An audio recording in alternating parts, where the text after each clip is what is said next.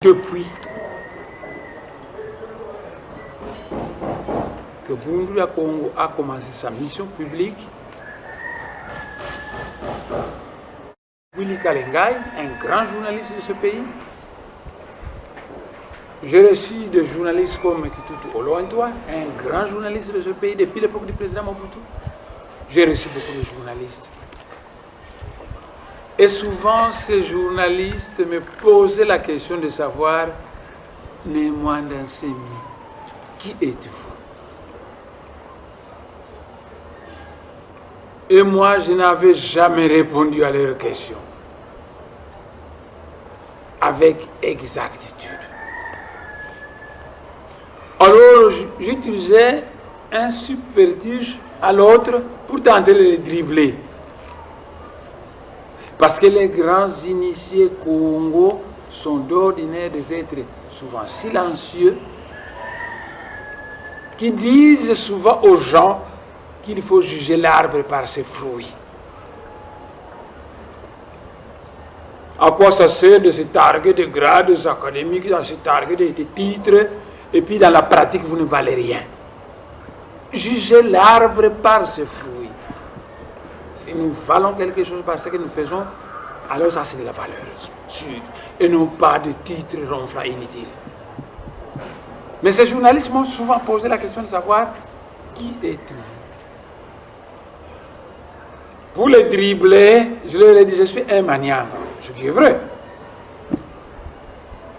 Oh non, mais c'est pas ça que... Je suis des Mongolois.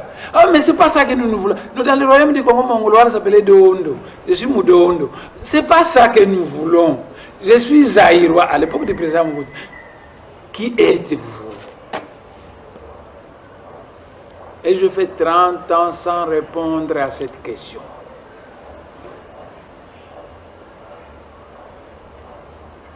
Après 30 ans, aujourd'hui, je vais tenter de répondre à cette question. Donc, une question qu'on me pose pendant 30 ans, je dribble.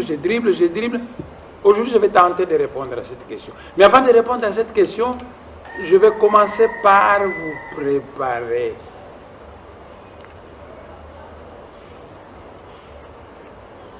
Lorsque la planète Terre a été formée, et lorsque les races humaines ont apparu sur la planète Terre, on a vécu une vie d'apartheid. Qu'est-ce que ça veut dire? Ça veut dire que les Noirs habitaient quelque part, rien que les Noirs, ils ne voyaient pas les Blancs. Les Blancs habitaient quelque part, rien que les Blancs, et ainsi de suite. Donc, dans un premier stade, toutes ces différentes races devraient être isolées. C'est un stade de l'humanité. Et puis viendrait un autre stade où ces races allaient se rencontrer. Un autre stade où ces races allaient se croiser. Pour finalement donner émergence à une seule race sur la Terre. Oh, vous savez, j'ai toute la planète Terre dans ma poche.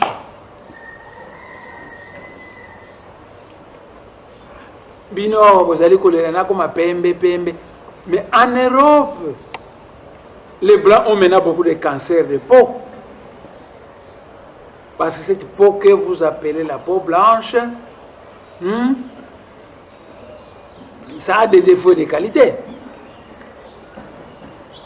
Chaque fois que la planète se chauffe, la peau la mieux adaptée, c'est la peau noire. Donc, avec le réchauffement de la planète, il n'y aura plus de cancer en Europe, les cancers de peau. Pour diminuer ces cancers, qu'est-ce qu'il faudra faire? Par exemple, c'est un problème qui tracasse l'Occident. Mais il faut croiser le blanc avec le noir et donner naissance aux mulâtresses dont la peau est un peu plus sombre. Par exemple. Mais je vous disais que quand la planète Terre a été formée, il fut une période où les blancs vivaient à part, les noirs à part, les jaunes à part, ainsi de suite. Ce n'était qu'un stade. Devrait suivre un stade où on devait commencer à se connaître, les différentes races, et puis un autre stade où finalement, ces différentes races devraient se croiser, se marier, pour finalement aboutir à une race unique sur la planète Terre. Mais ça n'a pas été fait suivant notre plan du monde spirituel. Au XVe siècle, les gens ont quitté l'Europe, ils sont allés en Amérique, ils ont exterminé les peaux rouges. Qui vous a dit d'exterminer les peaux rouges? Ils ont exterminé les peaux rouges, on leur a arraché la terre, ce qui est devenu l'Amérique. Et ces blancs, ils ont quitté l'Europe, ils sont venus en Afrique, ils avaient besoin de travailleurs dans le Nouveau Monde, alors ils ont pris des Noirs, des esclaves, ils sont allés les vendre au marché américain, et les Noirs sont mis à construire l'Amérique. Vous avez fait les choses en désordre, mais il fut une période où la planète étant formée, les Noirs habitaient d'un côté, les Blancs de l'autre côté, ainsi de suite. À ce moment-là, le Seigneur à Congo avait sacré un peuple élu par race.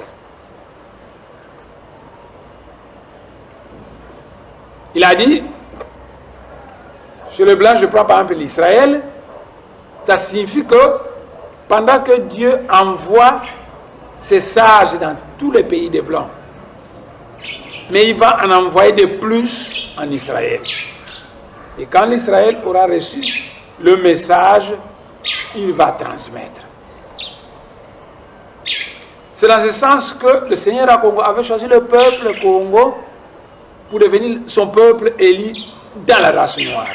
Ça signifie que dans tous les pays de la race noire, les sages venaient naître, mais qu'il y en avait de trop au pays de Bakongo, et on demandait à ces sages d'aller répandre la sagesse que Dieu leur avait donnée. Et ainsi de suite avec toutes les races. Vous savez, en 1921, lorsque le prophète Kimbangu était arrêté, qui devrait aller, la première décision était qu'on l'envoie faire la prison en Belgique, le prophète Kimbangu. Et le prophète Kimbangu a dit, je le jure au nom de Nzambi Mpungu, que je n'irai pas en Europe. Que tout camion dans lequel vous me mettrez tombera en panne. Tout bateau dans lequel vous me mettrez tombera en panne. Et tout avion dans lequel vous me mettrez tombera en panne. Je le jure, un grand être du monde spirituel qui jure au nom du Dieu Nzambi Mpungu. Vous n'avez pas vu qu'après avoir été jugé par le général de Rossi, le général de Rossi était un Italien naturalisé belge. Après avoir été jugé par le général de Rossi en Banzangoumou, le seigneur Kimbangu a dit, vous avez voulu m'envoyer en Belgique, vous venez d'accepter que je vais faire ma prison dans les pays de la race noire. Je suis tout à fait d'accord avec vous. Je vous demande seulement de faire venir ma femme en Kamba et mes enfants. Je vais les bénir avant de partir. Les Blancs et les militaires de la force publique, très arrogants, ils ont dit à Moutakimangu, tais-toi, entre dans le train. Moutakimangu leur dit, mais alors dans ces conditions, le train ne va pas marcher. Alors un machiniste blanc monte dans le train. Allez, où est le train? On l'a mis dans le train et le train est tombé en panne. On a pris les meilleurs mécaniciens blancs pour réparer le train est tombé en panne. Et à la fin de compte, ils ont décidé qu'on aille chercher sa femme et ses enfants. Et quand il a béni sa femme et ses enfants, il a dit, maintenant nous pouvons partir. Le même train, on a lu, ça s'allume. Et ils sont venus jusqu'à Kimbangu. Mais à cette époque-là, c'est ça que je voulais vous dire. À cette époque-là, dans le Manianga, partout, les Ngounza chantaient Siere Bianfumu, Gulumwa Ngusu, Luenda la Kuna Ilotaburi. Ainsi donc, vous avez une planète Terre, les Blancs à part, les Noirs à part, et ainsi de suite.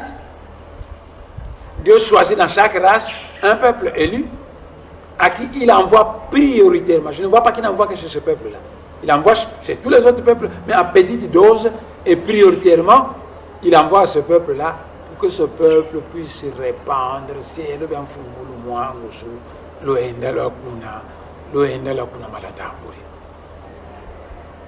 N'oubliez pas que le royaume du Congo a été fondé sur inspiration de l'archange Mwanda Congo.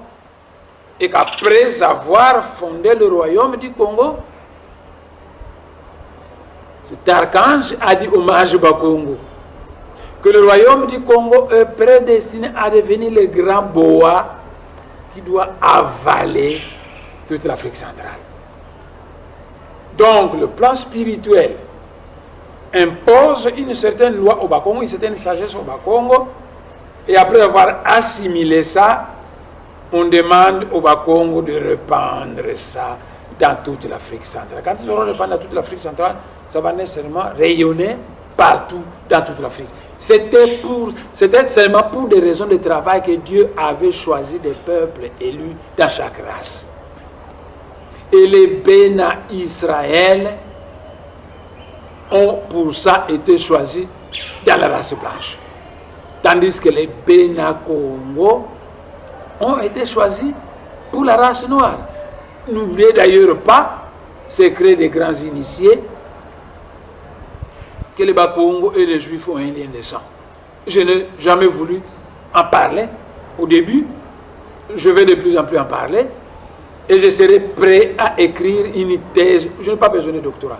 Une thèse de doctorat de 3000 pages sur ça. Je peux écrire un document pour vous convaincre que le peuple congo a un lien de sang avec les Juifs. Donc, un premier problème, Dieu, la planète Terre, les races, des peuples élus dans chaque race. La deuxième notion que je vais éclaircir, c'est la notion de messager de Dieu.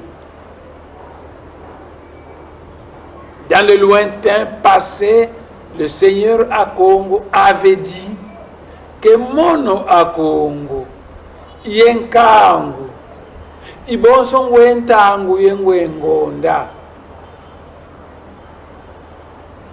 Vozolele zayantumwa, zayantumiandi.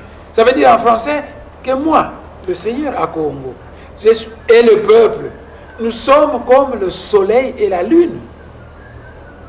Si tu veux savoir la valeur d'un messager, sache ce qu'il a élu, qu'il a choisi, qu'il a envoyé. Parce qu'il y a des élus de Dieu et il y a des élus du peuple. Il paraît que je suis élu du peuple, il paraît. Ah, mais alors c'est un élu double.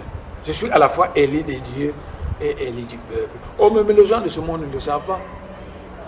Et moi, je ne m'en fais pas.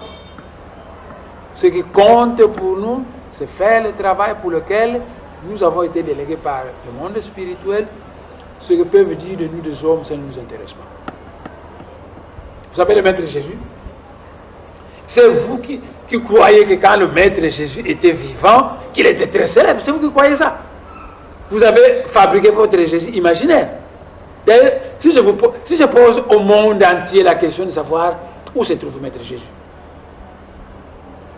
peut-être le Dalai Lama, le seul pourra savoir où il se trouve. Beaucoup de gens, vous allez déconner. Et si je vous dis où se trouve le Maître Jésus, vous ne me croirez pas. Donc, si je vous le demande, vous ne saurez pas me le dire. Et si je vous le dis, vous ne me croirez pas. Alors, je me tais simplement. Mais le Maître Jésus, vous avez fabriqué un Jésus à vous. Parce que vous, vous adorez un Dieu que vous ne connaissez pas. Nous, nous adorons un Dieu que nous connaissons. Le Maître Jésus, quand il était en Israël, sa maman ne croyait pas en lui qu'il était fils de Dieu. Parce que maman naye, aye baki secret, n'est pas qui s'est menaye.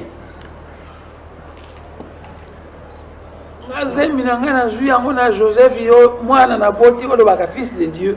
Mais la maman confondait le corps et l'esprit. Jésus était fils de Dieu par son corps, par son esprit et pas par son corps.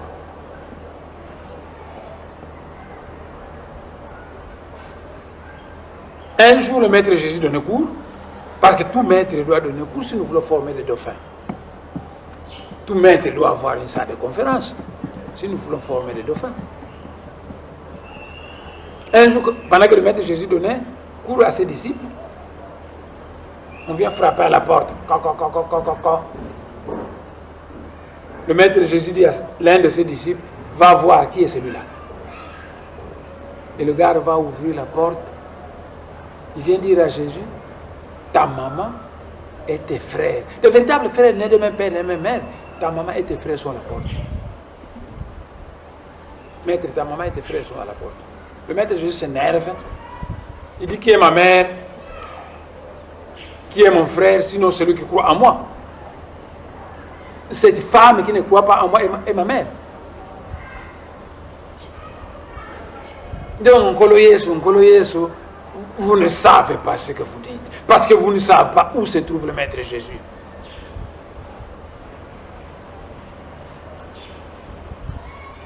Si je vous le dis, vous me croirez?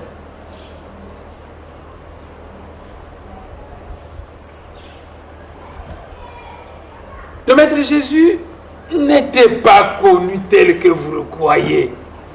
Que tant que vous avez collé à Jérusalem, tout le monde va dire Kolo Azali collé. Waya.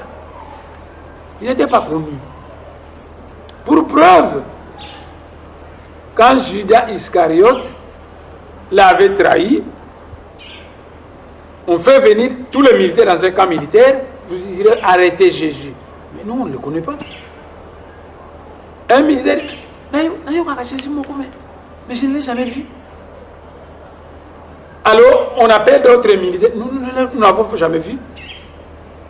Et à la fin de compte, comme les militaires ne connaissaient pas Jésus, alors Judas va leur répondre, alors je vais vous accompagner. Hein.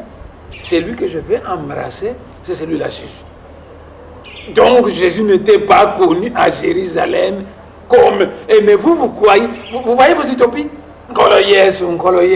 Est-ce que moi j'ai besoin de ce bruit?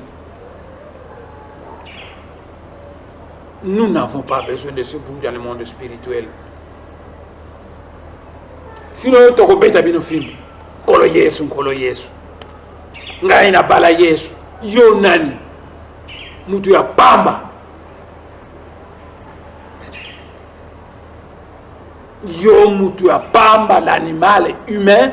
Tu prétends être marié au maître Jésus. Et vous avez même des hommes qui chantent comme ça en dansant. Na bala Yesu. Vous croyez que Jésus c'est un homosexuel?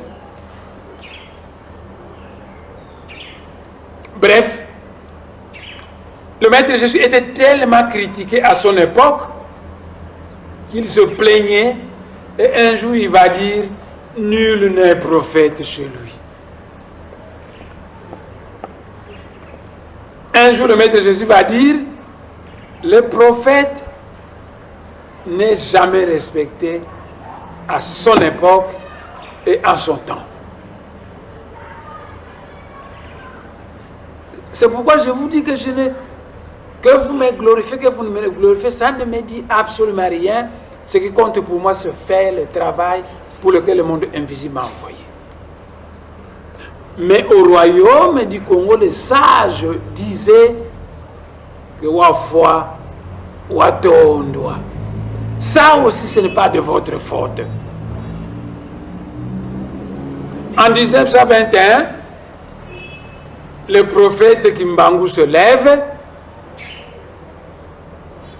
et il dit qui a dit Bamindele Moumalo Bakwendila. Et tous les noirs se moquaient de Kimbangu. Tous les noirs se moquaient de Kimbangu. Et tous les blancs se moquaient de lui. Pour vous aider un peu à mieux comprendre le contexte de cette phrase, quand le blanc est arrivé ici, souvent il n'allait pas à pied, parce que toutes les routes n'existaient pas là. On les transportait toujours en Chipoy. Et ce sont les noirs qui transportaient les blancs en Chipoy. Et là où il y avait une petite route, il y avait un véhicule pour le blanc. Donc le blanc, on ne le voyait pas marcher à pied. C'est toujours en Chipoy transporté par un noir, là où il n'y a pas de route carrossable. Et dès qu'il y a une route carrossable est créée, toujours en véhicule. Et vous voyez un être qui dit et tout le monde était contre le prophète Kimbangu, mais ce n'était pas de leur faute. Vous voyez comment nous vous comprenons, vous l'animal humain. Les grands êtres arrivent à vous comprendre, ils n'ont pas la vision prophétique qu'a Kimbangu. Kimbangu est en train de voir ce qui va se passer dans 30 ans. Quand le blanc va se mettre à fuir, qui va aller à Pékin, Kimbangu voit ça, mais tous les noirs qui n'ont pas cette vision prophétique, tous les blancs, ne voient pas ce qui va se passer dans 30 ans. C'est pourquoi ils ne croient pas à nous, ce n'est pas de leur faute. Donc souvent, le messager de Dieu, il vous annonce des choses qui vont se passer dans 50 ans, 100 ans, que vous ne voyez pas. Donc nous sommes ici à Kinshasa, moi je vois ce qui se passe à Boma, et j'ai dit au président de l'Assemblée nationale qu'on a coupé le courant à Kasumbalesa, qu'on a coupé à Lubumbashi, qu'on a coupé... Et alors, nous sommes au palais du peuple, les gens ne croient pas. Le président, quelle que soit sa bonne volonté, il ne voit pas ce que moi je vois. Et alors il demande, le président demande, honorable tel, contactez Matadi, est-ce qu'on a coupé le courant? Honorable tel, mais nous voyons automatiquement qu'on a coupé. C'est pour vous dire que le messager de Dieu a une vision prophétique qui lui permet de voir très loin. Et quand il annonce des choses qu'il voit très loin, que vous ne voyez pas, vous protestez. Mais avec le temps, petit à petit, votre façon de voir va se mettre à s'agrandir et vous allez commencer à voir ce que voyait le messager de Dieu et vous allez dire, ah, c'est lui qui avait raison. Et la sagesse qu'on vous dit, wa foi, wa tondwa. Peut-être quand vous allez commencer à lui donner raison, il est déjà mort.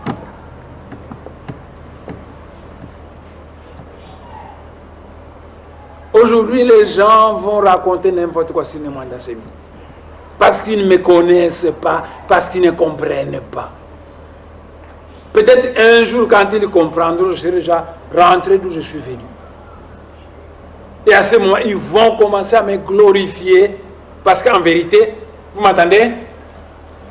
Au cours de cette ère du Verseau, il n'y aura que quelques noms qui seront glorifiés sur la planète Terre. Et parmi ces noms, il y a le nom de l'honorable Mwandasemi. Ça encore, vous allez rire. Mais ça encore, le commun des mortels va rire. Ce n'est pas sa faute parce qu'il ne voit pas, il n'a pas de vision prophétique, il ne voit pas ce qu'il va finir à la planète Terre. Mais c'est ce que je vous dis. Ce sont le nom de Jean Dalai Lama, de Mwandasemi, qu'on va se mettre à glorifier cette planète Terre. Mais nous vous pardonnons parfaitement parce que vous n'avez pas la vision prophétique que nous avons et vous ne pouvez pas voir ce que nous voyons. Quand nous vous annonçons ce que nous voyons et que vous ne voyez pas, vous critiquez et nous ne sommes pas frustrés. Le messager dit, j'ai pitié de une fois parce que moi je vois, c'est normal qu'ils disent ce qu'ils disent. Alors pendant que vous me critiquez, vous m'injuriez, j'ai seulement pitié de vous parce que vous ne me connaissez pas d'où je viens. Un messager de Dieu, c'est un homme comme vous. Ça signifie qu'il a un corps et qu'il a un esprit. Parce que l'homme, c'est un esprit vêtu d'un corps. Donc un messager de Dieu, c'est un homme comme vous. La différence entre vous et lui, vous avez un corps, il y a qu'à foufou. Lui aussi a un corps, il y a qu'à foufou. Et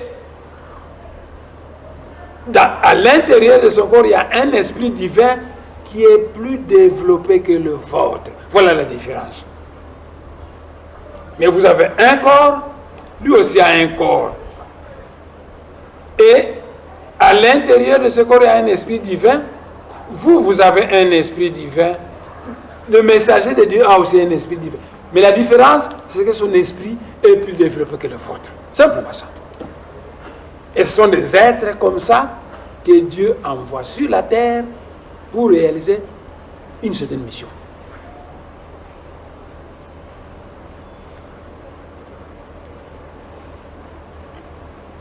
Dans le lointain passé,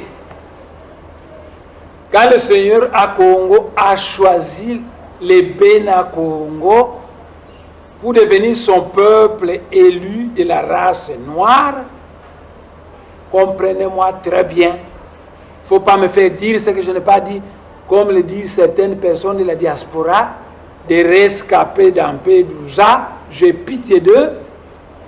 Vous savez, les injures, c'est le propre des enfants mal éduqués. Dans la sagesse Congo, on dit qu'Indoke la Mumbo Sadiera. Celui qui vous critique vous rend plus intelligent. Donc, je suis ouvert à la critique qui peut me permettre d'améliorer mon travail. Mais quand quelqu'un ne fait qu'un girer puis n'avance aucun argument, j'ai pitié de ces rescapés d'Ampédouza que tout en vivant en Europe, un continent de la race blanche, une race où il y a des gens très intelligents, ce nègre, tout en vivant en Europe, n'a pas changé. J'ai pitié de lui.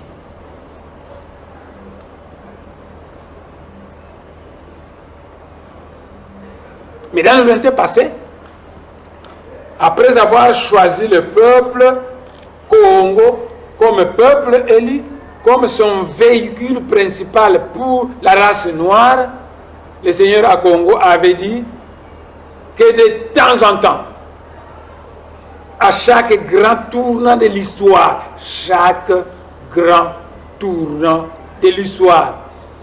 j'enverrai un messager au peuple Congo pour orienter le peuple dans la direction de l'ère nouvelle. Oh, mais je pouvais vous donner tant d'exemples, mais je veux simplement... Si je vous parle de Mbakalanzondo, vous ne le connaissez pas. Je vous parle de Kodi Pouanga, peu de gens le connaissent dans le Bandung. Je vous parle alors, je vais seulement vous parler de Fumu Kimbangu que vous connaissez. Fumu Kimbangu était venu à un grand tournant de l'histoire de la race. Quel était ce grand tournant? La décolonisation des peuples du monde.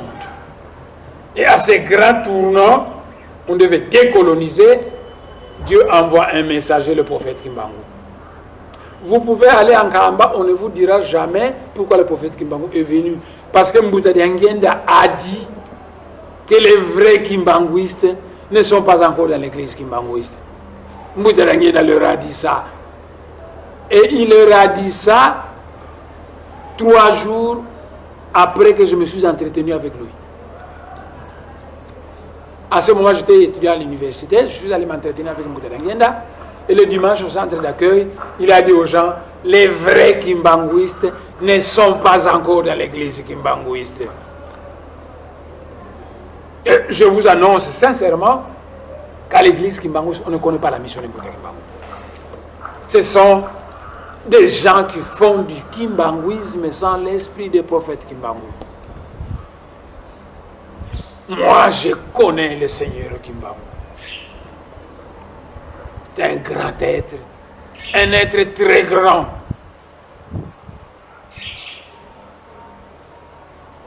Jésus a guéri des malades, Kimbangu a guéri des malades.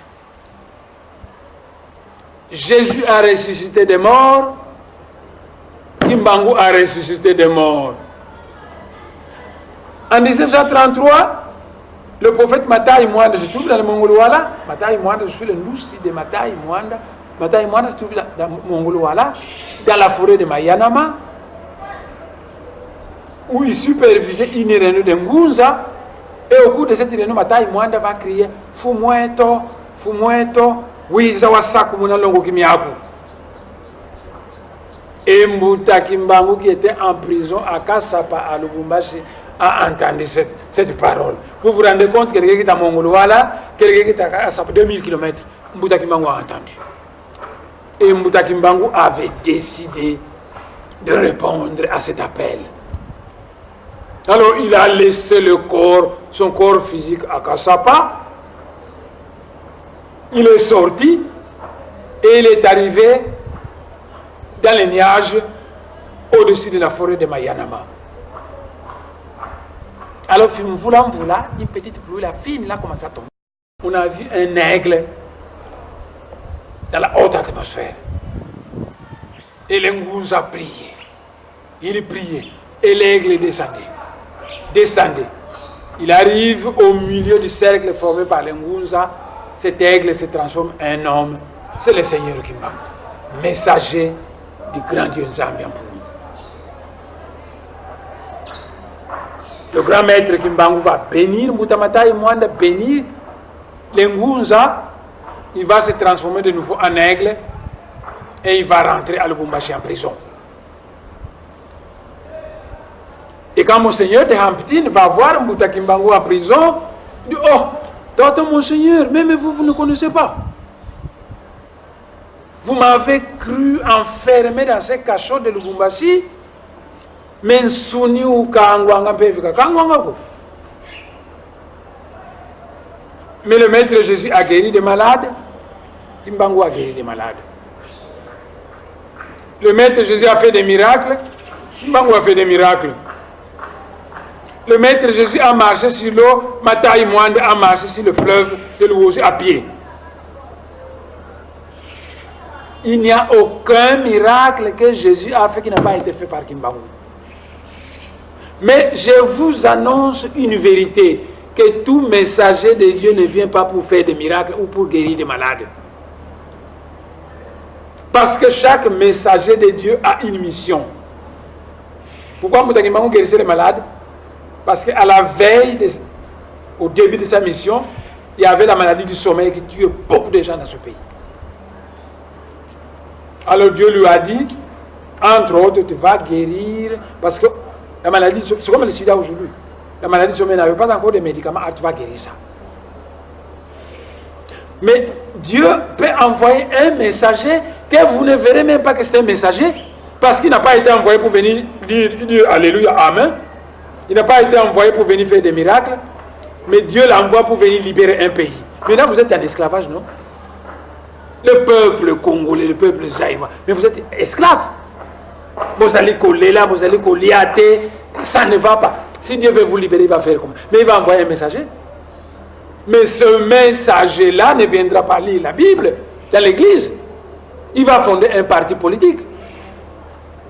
Il va vous libérer à l'aide d'un parti politique. Sa mission accomplie, il rentre dans le monde spirituel. C'est un messager de Dieu. Pour vous, le messager de Dieu, c'est quelqu'un qui dit Alléluia, Amen. C'est la foutaise. Dieu est amour, intelligence et pouvoir. Donc, le messager qu'il envoie, ils peuvent être sur la ligne de l'amour de Dieu, sur la ligne de l'intelligence de Dieu et sur la ligne du pouvoir de Dieu.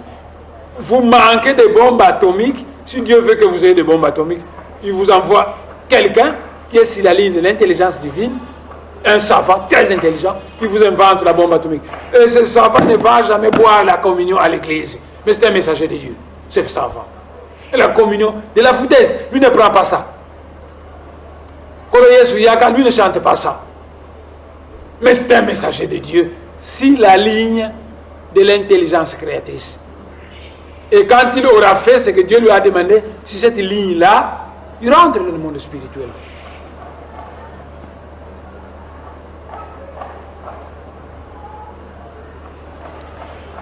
En 1921, le Seigneur Kimbangu se lève. Il commence à prophétiser. Il commence à parler. Il commence à guérir les malades.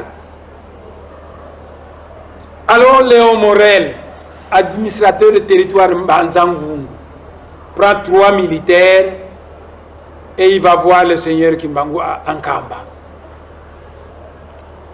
Le Seigneur Kimbangu le reçoit très poliment. Les grands êtres sont toujours très polis. Hein?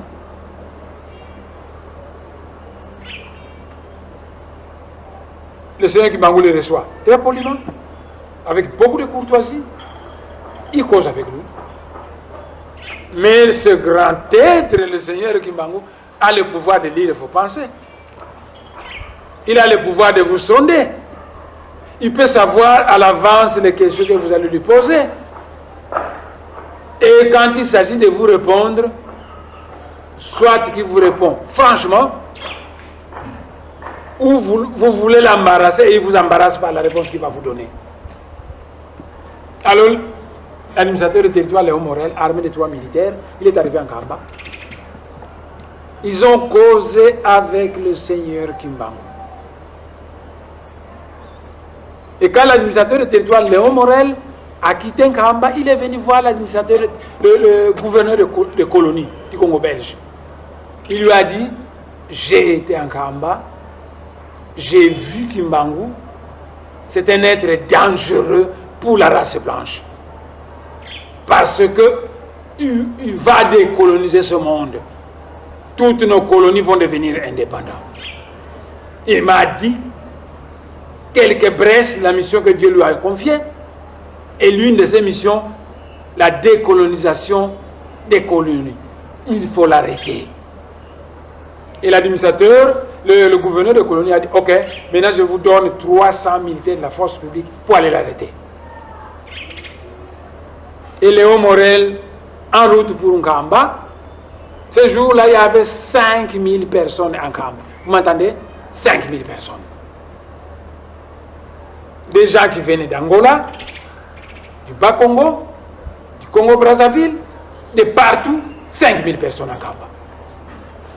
Ils étaient là, tous assis, et ils écoutaient le Seigneur Kimbangu parler. De temps en temps, Maître Kimbangu se levait, il parlait à tout le monde. De temps en temps, il s'asseyait, il continuait à parler aux gens. De temps en temps, il voyait un malade qu'on a mené, il le guérissait. De temps en temps, il voyait un cadavre qu'on a mené, il le ressuscitait des morts. De temps en temps, le Seigneur Kimbangu s'est levé et à un moment donné, notre Seigneur s'est levé. Et il a dit ceci. Les Blancs qui dirigent ce pays ont décidé de m'arrêter. 300 militaires sont maintenant en route pour venir m'arrêter.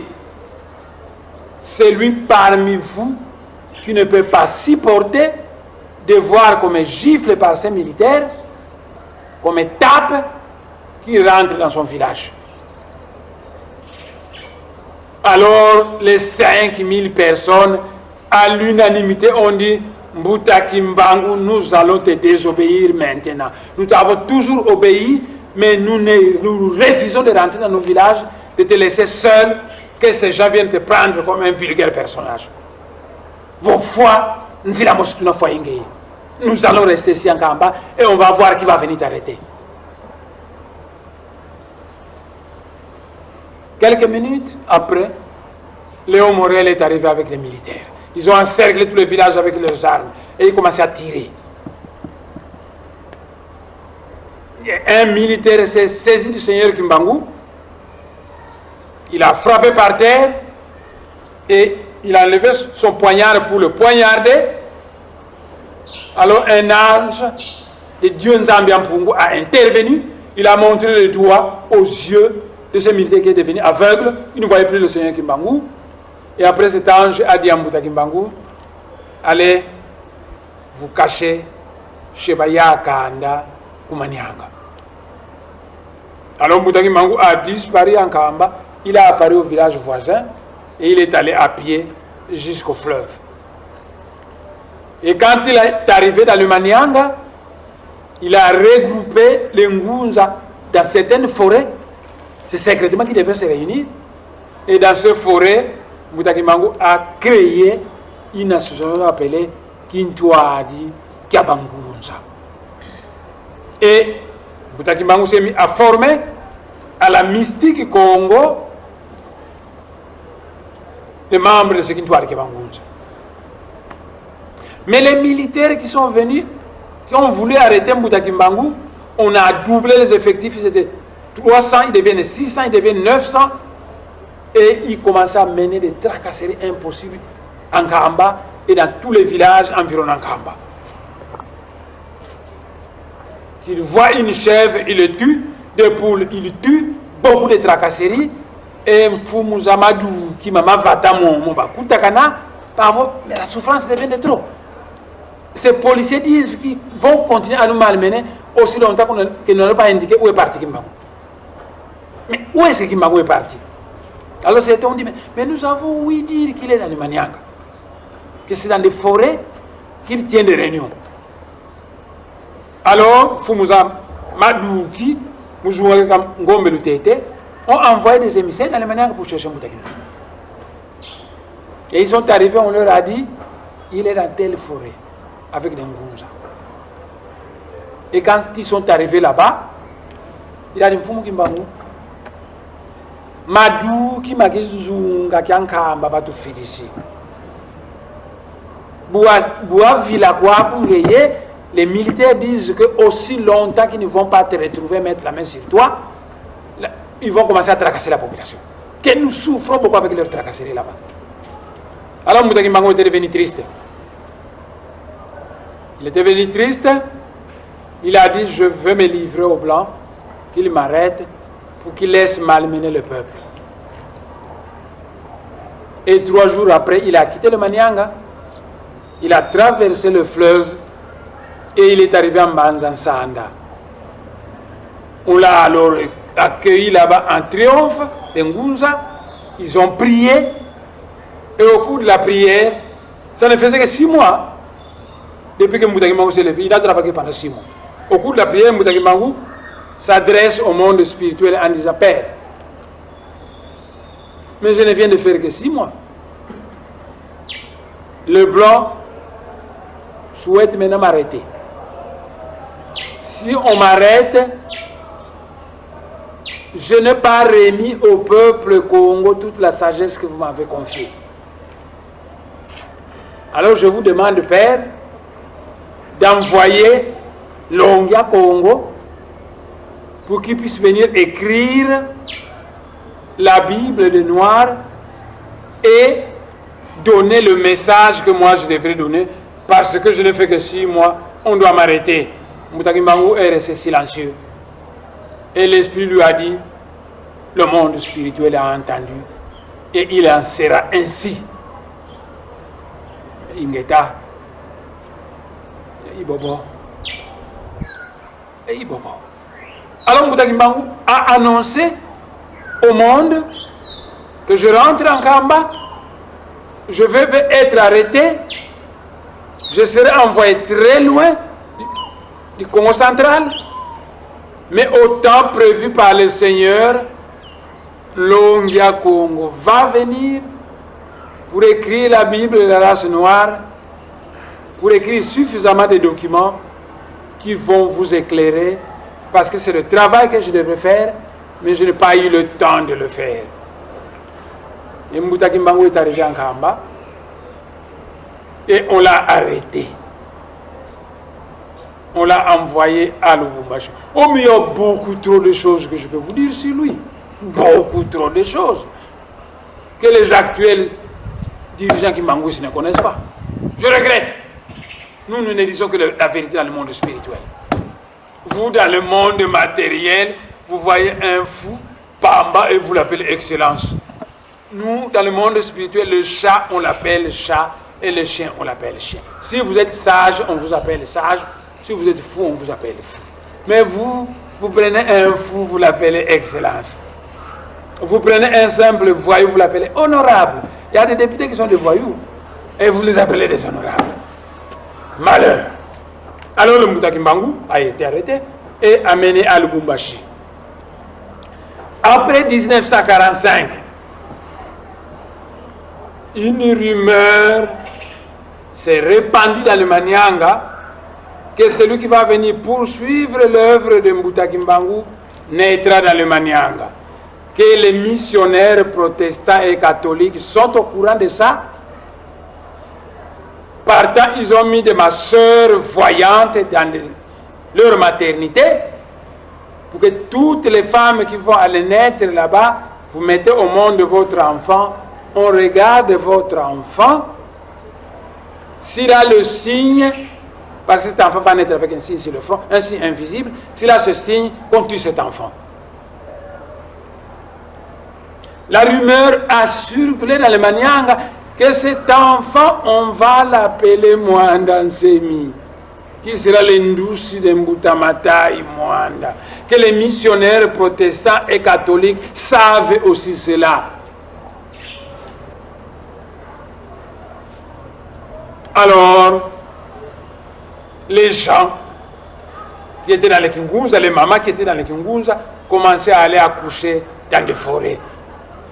Ma mère priait chez les Ngunza. Mon père, Mbutansemi, était un enseignant du réseau protestant. Alors les protestants, tous mes frères sont nés à la mission, à la maternité de la mission. Les Ngunza ont dit à ma mère, Maman Polongimbi, ma mère s'appelait Maman Polongimbi, tu ne vas pas aller accoucher à la mission parce que l'enfant, le 6e que tu portes, c'est un point de Dieu. Alors comme papa était à la fois un enseignant du réseau protestant et en même temps, il avait sa plantation de riz, papa, où on avait conçu une paillote dans la forêt, et bien maman allait à cette paillote vivre avec sa grossesse.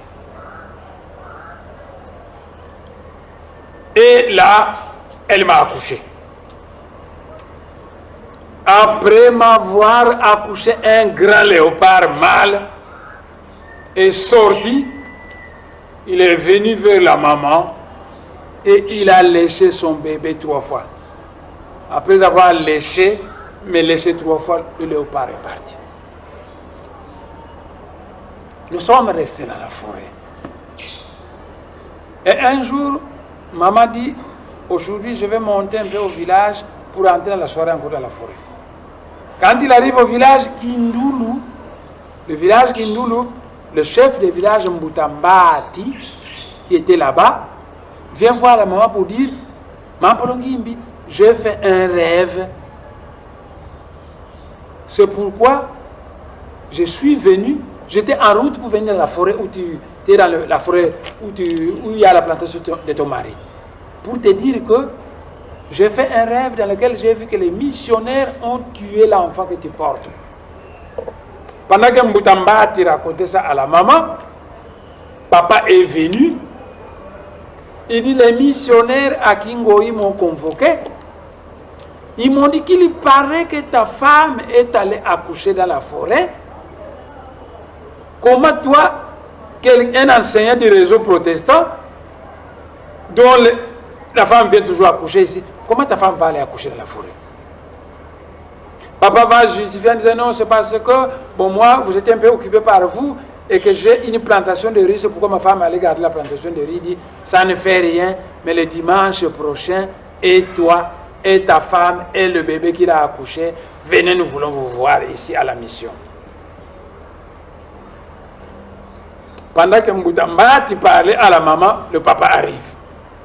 Et le papa dit, les missionnaires m'ont demandé que le dimanche prochain, qu'on aille à Kingoï, moi, la femme et le bébé. Mbutambati dit, Maman Polongimbi, vous avez entendu ce que j'ai dit? Si ton mari t'amène à la mission avec ton bébé, ils vont tuer le bébé. Alors Mbutambati a dit, cette nuit même, c'était un samedi, cette nuit même, nous allons faire fuir cette femme au Congo-Brazzaville. L'AIF, l'Afrique équatoriale française. On va le faire fuir là-bas. Il va quitter le Congo belge pour aller au Congo-Brazzaville. Mon village est situé à 15 km du Congo-Brazzaville. Nous allons choisir un village des clans Kinkumba. Comme ça, tous les gens de ce village vont recevoir un Polongimbi qui est des clans Kinkumba comme leur sœur. Et on a amené dans la nuit la maman et son enfant dans un village du Congo-Brazzaville de clan Kinkumba. Mbutambati, le chef du village Kindoulou, a expliqué aux gens que Maman Polongimbi de clan Kinkumba, c'est donc votre soeur, mais votre soeur a mis au monde un enfant loin de Dieu. Les missionnaires suédois qui sont à Kingoï veulent tuer cet enfant. C'est pourquoi nous sommes venus mettre votre soeur de clan sous votre garde. Oh, les gens de clan Kinkumba, Congo-Brazzaville étaient fous furieux. Tout le monde a mis les baillards, tout à l'heure. D'ailleurs, ici, nous sommes dans l'AIF, l'Afrique équatoriale française. Nous sommes restés là-bas. Plus tard, on arrive au village.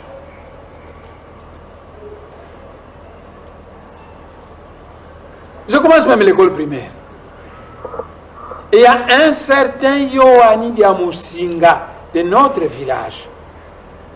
Un Yohani Diamusinga dont la sœur a été mariée par mon oncle qui a été arrêté Ngunza avec Kimbangu. Chaque fois que je dormais, Yohani Diamusinga me poursuivait avec un couteau. Il disait que moi, na waou, mamou na natamunza ngefuti foi. Alors chaque fois, moi je disais à maman, mais quand je dors, je fais toujours un rêve. C'est toujours le Mbouta Yohani Diamusinga qui me poursuit avec un couteau, qui va me tuer. Première fois, deuxième fois, troisième fois, la maman en avait marre, elle va parler à Mbouta Yohani Diamusinga. Ah, mon fils me dit qu'il te voit souvent un rêve, que tu veux le tuer. Mais Mbouta Moutoupilan qui fait le banger maman Pilayen. Mbouta Yohani Diamusinga se fâche. Il dit que tu fais que j'ai été dénoncé devant l'administrateur du territoire à l'OJ. Que tu avais fui avec ton bébé au Congo Brazzaville. Tu fais que j'ai été dénoncé. Comme ça, on va t'arrêter et on va t'envoyer en haut Congo. Où est parti Daniel Lubela. C'est l'oncle, c'est le frère de mon oncle. C'est le frère de ma mère qui a été déporté. Tu fais. Alors la maman a eu peur. Elle a imploré Mbouta Yohani Diamusinga tata kusadi beaucoup. Mais dans la nuit, la maman a pris sa décision. Elle m'a pris dans la nuit et elle est allée me remettre à un village où il y avait une femme qui venait de Kinshasa. Alors la maman a dit à cette femme, tu m'amènes cet enfant chez son cousin Bakana Pierre qui est à Kinshasa. Il est sur l'avenue Louise à numéro tel. Il est moniteur au camp Le Fungula. Et cette maman m'a amené à Kinshasa. Alors la maman s'est rendue compte que l'enfant est maintenant en sécurité. Parce que là, bon, ici au village, et c'est comme ça que je suis venu à Kinshasa. C'est comme ça que j'ai commencé à étudier. J'ai fait les maths physiques, mathématiques, physique, chimie à l'école secondaire et à l'université. Et quand nous sommes arrivés en 3e année à l'université, j'ai commencé d'avoir des visions spirituelles. Qu'est-ce qu'on appelle un homme de science? C'est quelqu'un qui étudie les mathématiques, la physique et la chimie. Et moi, j'ai étudié les mathématiques, la physique et la chimie. Je suis donc un homme de science. Mais à partir de la 3e année à la faculté de sciences, j'ai commencé d'avoir des visions spirituelles. Partant, je suis donc un homme de science teinté de spiritualité. Et pendant qu'on était à l'université, à 3 h du matin, j'allais toquer à la chambre d'Nkazi pour lui dire, j'ai vu un être qui est venu me parler. Il dit qu'il est l'archange Mwanda Congo. Il me dit que je suis venu dans ce monde en mission, que c'est eux qui m'ont envoyé, que je dois faire telle chose, telle chose, telle chose. Mais j'ai discuté parce que j'étais très intelligent à l'école. Je dis, moi, je ne veux pas ça. Moi, après mes études, je vais devenir professeur d'université et j'irai travailler en Belgique. J'aimais beaucoup la Belgique. J'irai travailler en Belgique. Et l'archange du Congo, un jour au cours de la discussion, il dit, mais si tu es très intelligent, c'est nous qui l'avons décidé. Parce que nous avons mis 9 boules, des boules, le goulab babille, hein. 9 boules dans ta tête. Si nous retirons ces 9 boules, tu ne seras plus sécuritaire. Et nous, on t'a envoyé en mission sur la terre. J'ai discuté pendant 17 ans. J'ai dit, je n'aime pas la religion. Il y a beaucoup de Ngunza qui aiment la religion. Allez confier votre mission au Ngunza. Non, pas moi. Moi, je suis mathématicien, physicien, chimiste. Quand je connais ça très bien. Au bout de 17 ans, je commençais déjà à travailler et j'ai fini par accepter la mission. Et à l'époque du président Mobutu, j'ai fondé Bundulia Congo pour faire connaître la sagesse Congo au monde. Une sagesse que moi je n'ai pas apprise à l'école. Parce que depuis ma naissance, je n'ai fait que les mathématiques, la physique et la chimie. Vous savez, en Bangansanda, Moutakimango dirait que Longui va venir, un instructeur, qu'il va écrire. Vous voyez combien de Congolais que j'écris? Vous voyez combien de livres? J'ai déjà écrit 120 brochures. J'écris. Mais si vous me glorifiez, c'est bien. Si vous ne croyez pas, mais moi je vous comprends, que vous avez une vision de courte vue et vous ne pouvez jamais voir ce que voit un visionnaire qui voit à 100 ans de vous. Finalement, j'ai fondé Bundu, d'accord. Mais qu'est-ce qu'on n'a pas raconté dans ce pays? L'homme numéro 1 qui devait faire la fierté du président de la République, ce n'est moi Nassimi. Dans tous les pays développés du monde, le président de la République est fier d'avoir un savant chez lui. Vous savez, vous avez mis au monde un enfant qui va à l'école. Un certain dimanche, on convoque une réunion des parents et le directeur de l'école vous dit, monsieur Ntoya, ton enfant est très intelligent, ton enfant est très poli. Non, c'est vraiment un enfant, mais gardez bien cet enfant. Nous pensons qu'à l'avenir, il fera quelque chose de bon pour ce pays. Boudanto est très content.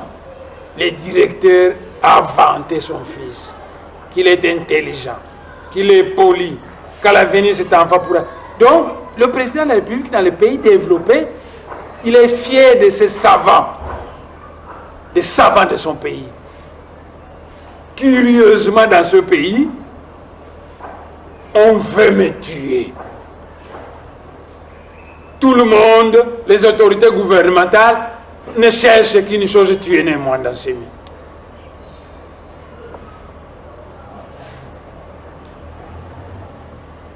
Je suis de nature silencieuse. Vous me voyez, vous m'entendez parler au Parlement, je ne parle pas beaucoup.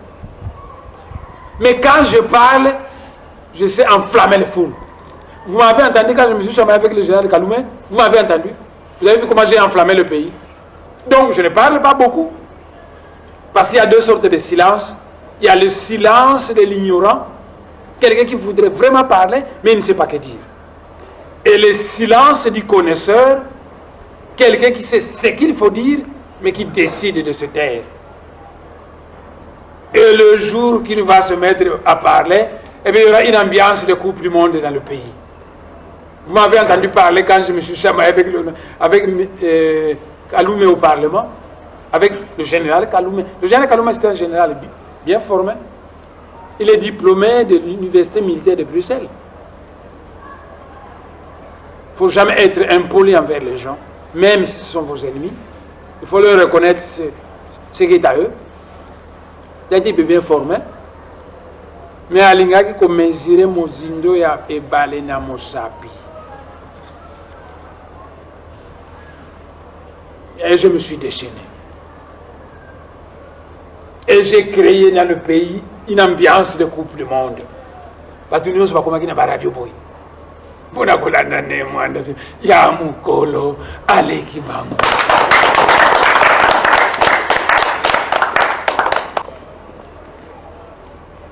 L'éducation nationale et des petits politiciens congolais se mettent à raconter que tous ceux qui sont allés aux concertations nationales, patati patata, ils ne peuvent plus faire partie de nous, ils ne peuvent plus faire partie de l'opposition. Moi, je suis allé aux concertations nationales. Beaucoup de gens qui font de l'opposition dans ce pays, c'est de la fausse opposition. La nuit, ils vont voir les institutions recevoir de l'argent. Le jour, ils font la prétendue opposition de mascarade, de bas étage. Si le peuple congolais veut le savoir, mais le président Kabila le sait très bien. Si le peuple congolais veut le savoir, que s'il faut classer les opposants dans ce pays, Ce n'est Mwanda Nsemi qui sera l'opposant numéro 1. Ce n'est Mwanda Nsemi. Ce n'est même pas Yachichi. Vous m'entendez? Le président Kabila le sait très bien. Je le respecte beaucoup.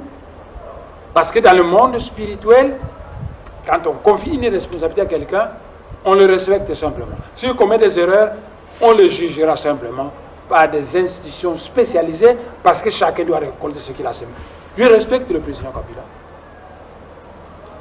Et quand ils n'ont pas d'égard à mon égard, ce n'est pas de leur faute parce qu'ils ne savent pas d'où je viens. S'ils peuvent savoir, ils me respecteront simplement. Mais le président Kabila a fermé les activités de Bundu du Congo dans ce pays. Mais c'est très grave. Parce que dans le monde spirituel, on sait que Bundu du Congo, c'est l'instrument d'Nkwatulendo. Et il a interdit. Le président Kabila avait autrefois dit que si Mwanda Nsemi veut faire la politique, qu'il fonde un parti politique. Moi, j'ai écouté le président, j'ai fait ce qu'il a dit, j'ai fondé le BEDEM, nous avons rempli toute la loi du pays avec ça, et le président a dit, pas question Bundu qu'on ne doit pas fonctionner, il a fermé. On m'a interdit en disant, Mwanda Nsemi ne doit plus mettre ses pieds dans le Bas-Congo. Et moi, je me suis dit, ce qu'ils ont décidé, je le respecte, je ne pars pas dans le Bas-Congo. Je peux partir dans le Bas-Congo et y provoquer une guerre. Votre armée ne va pas me supporter. Parce que vous connaissez Nganga Zumba au Brésil, c'est un émissaire Congo qui avait infligé 25 défaites aux troupes hollandaises et portugaises rassemblées. Demandez au Brésil, on va vous le dire. Nganga Zumba. Donc je pouvais narguer ce gouvernement et aller dans le Bas-Congo. Vous savez, autrefois, je devais aller dans le Bas-Congo. À 5 h du matin, on envoie des militaires à Mitende. Et moi, vêtu en jaune, je suis entré dans mon véhicule. J'ai dit, je vais aller au Bas-Congo.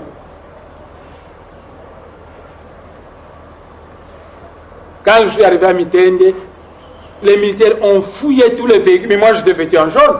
Le véhicule, c'est celui-là. Il y avait mes photos partout. Les militaires ne me voyaient pas. Nous sommes arrivés à Kasangulu.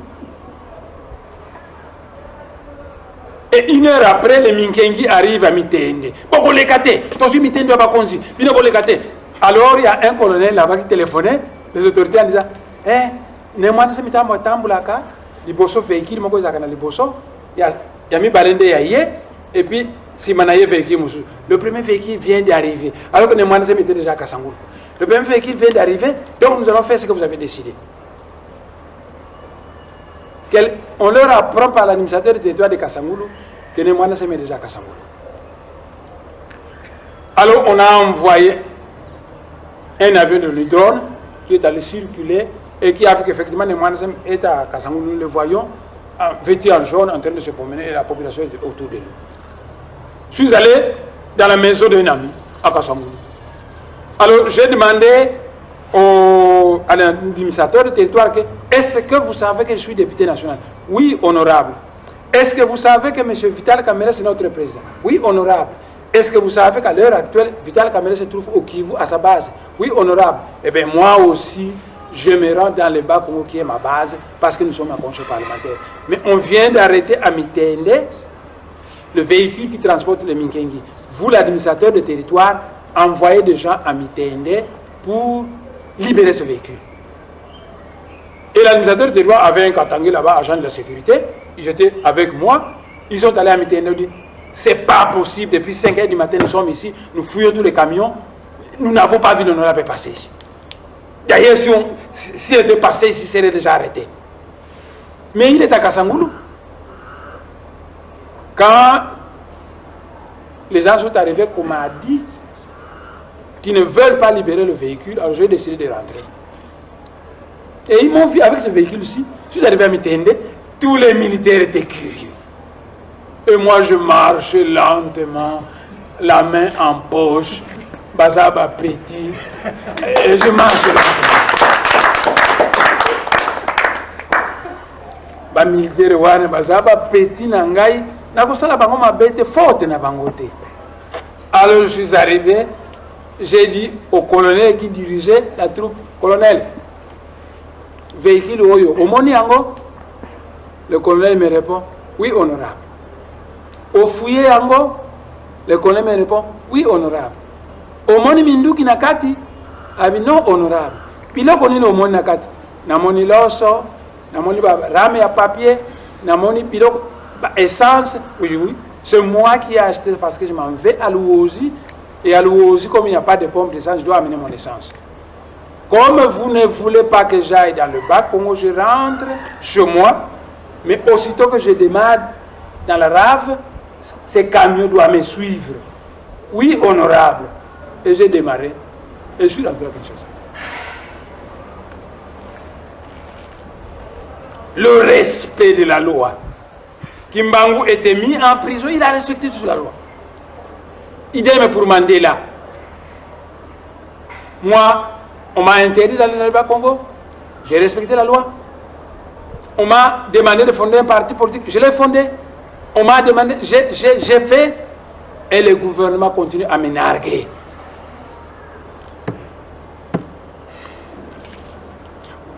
L'Assemblée nationale avait décidé. Dans tous les pays du monde, quand l'Assemblée nationale décide, le gouvernement doit exécuter ce que l'Assemblée nationale a décidé. Et l'Assemblée nationale avait décidé qu'on doit dédommager Bundu à Congo et dédommager le chef de Bundu à Congo à cause des souffrances morales qu'on lui a causées quand on a tué ses adeptes.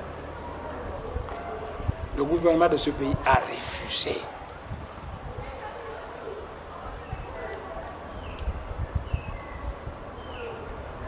Mais moi, quand on m'a empêché d'aller, je ne suis pas allé dans le Bas-Congo. Je les ai respectés. Quand ils m'ont demandé de fonder, je l'ai fondé. Parce qu'ils ne voulaient pas que je fasse la politique à l'aide des mouvements politico-religieux. J'ai fondé. J'ai voulu partir au campus, tenir une conférence de presse, le gouvernement s'est opposé. J'ai laissé tomber. Moi, j'ai fait tout ce qu'ils ont voulu. Le monde spirituel, c'est ça. À ce qui a sengi likambo ya passe dans le monde spirituel, beaucoup de gens ont faute.